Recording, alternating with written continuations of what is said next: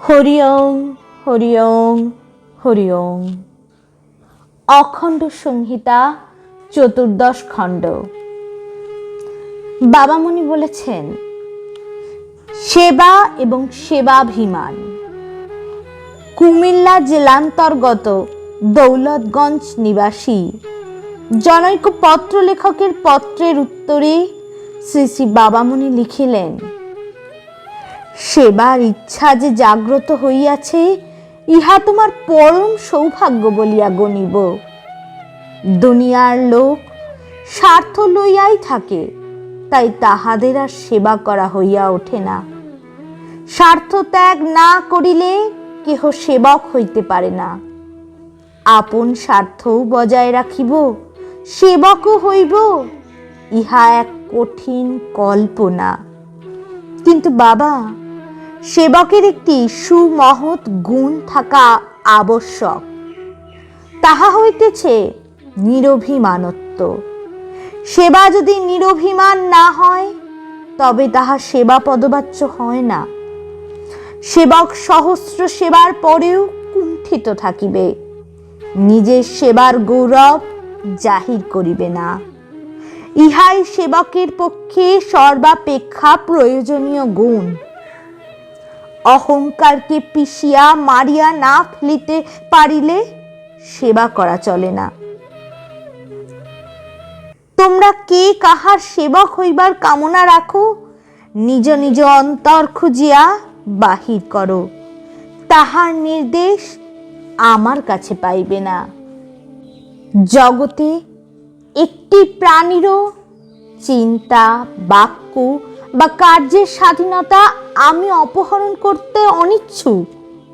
কিন্তু বাবা, মাতা, পিতা, গুরু, নেতা, অপর যাহাকেই তোমার সেব্য বলিয়া জানিবে, সেবা দিও অকুণ্ঠিত প্রাণে এবং নিরভিমান চিত্তে।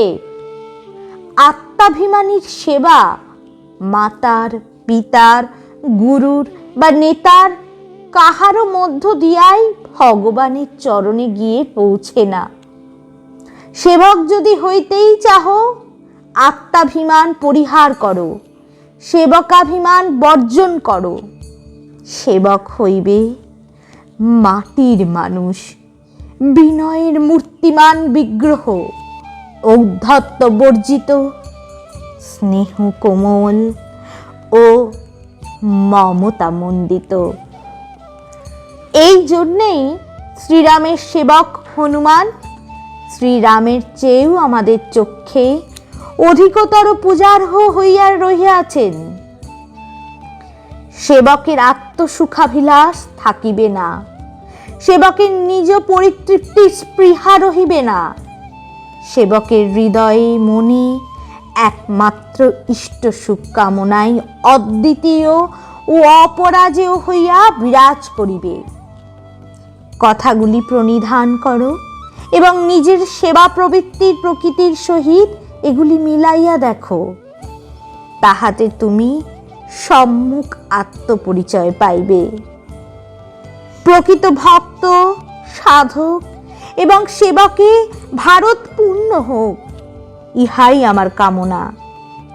ইহা অপেক্ষা মহনীয়তর কোনো কামনা আমার অন্তরে নাই। অসেবকের সেবা দেশ জননীর দুঃখ না কমাইয়া বাড়াইতেছে।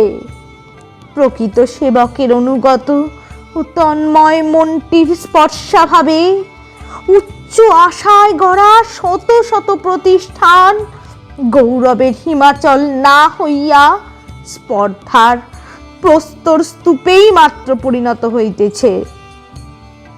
মনোবনের মনোরম শ্যামল সুষমা দাবানলের হলকা লাগিয়া আত্মরা হইয়া যাইতেছে, আর তাহার মধ্যে সৎ সংকল্পের কাষ্ঠমূর্তিগুলি প্রেত সমূহের ন্যায় নিশ্ছন্দ তাণ্ডবে বিচরণ করিতে করিতে ছাই হইয়া উড়িয়া যাইতেছে। ঢাকা, 14ই আশ্বিন, 1341। নমস্কার। আমার ভিডিওটি ভালো লাগলে লাইক করবেন, আমার চ্যানেলটি সাবস্ক্রাইব করবেন এই ধরনের আরও ভিডিও দেখার জন্য। আর আপনাদের কমেন্ট আমার কাছে খুবই মূল্যবান। ধন্যবাদ।